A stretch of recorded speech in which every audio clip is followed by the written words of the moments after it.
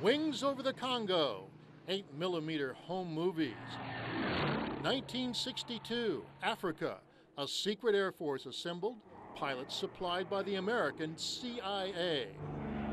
The scheme? To save the former Belgian colony from going communist. The Congo, strategic because of natural resources like uranium.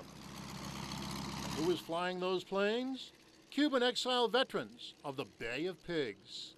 Many Cuban exiles said, I have absolutely no idea that this took place, and I was living in Miami at the time. April 1961, the Cuban exile pilots saw their Bay of Pigs mission chewed up by Fidel Castro's Air Force. Air cover denied by the President of the United States, John Kennedy. Proud pilots died. 1,500 members of the 2506 Brigade captured. Their attack floundered on the south coast of Cuba. Frustration, Fidel Castro's still in power. But for some exile pilots, there would be another day.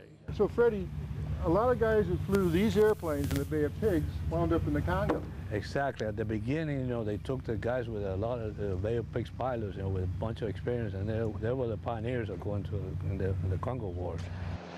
Cuban exile and Bay of Pigs pilots eventually flying armed World War II trainers, later high-powered T-28s. Finally, updated versions of the B-26 flown during the Bay of Pigs. You are seeing rarely viewed film, shot by exile pilots that got a second chance at Fidel Castro and Che Guevara. Juan Perón was one of the young pilots. We knew there were Cubans from Fidel over there, and we wanted to fight them. And I was happy about it. So why was the CIA able to recruit Cuban pilots after the Kennedy administration pulled the rug on the Bay of Pigs air operation? Author Frank Villafana. The Cuban exiles trusted the CIA. They did not trust the White House because they had been betrayed not only once but twice. For good relation. Castro sent troops to the Congo to side with rebel Simba warriors who were aided by the Russians and the Chinese. Eventually Che Guevara was there. The goal, topple the Congo government, expand the Cuban Revolution internationally. The American CIA would have none of that.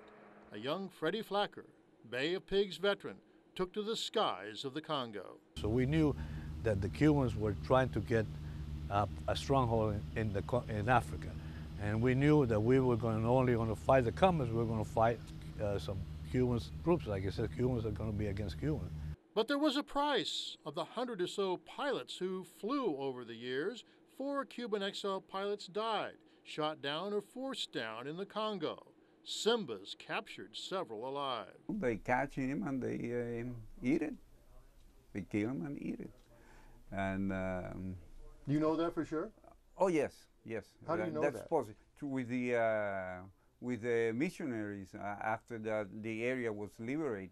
The Simba belief they would get strength and courage from the flesh of the pilots. The CIA Air Force was considered all-powerful, known as the Makasi, strong as a bull. Their bullets, rockets, bombs could kill Simbas, even those protected by witchcraft potions.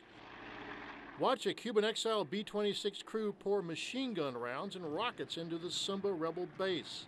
Pilots provided ground support for many missions and rescues led by pro-Congo government mercenaries.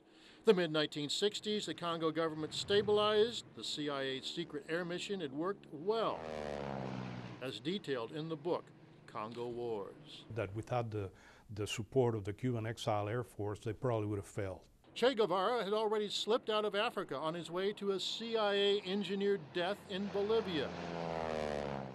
After 3 years of flying, the exile pilots could say they indeed rose from the ashes of the Bay of Pigs. It was a victory over Fidel Castro, but so far away and so secret, beyond the Bay of Pigs. Hank Tester, NBC, Miami.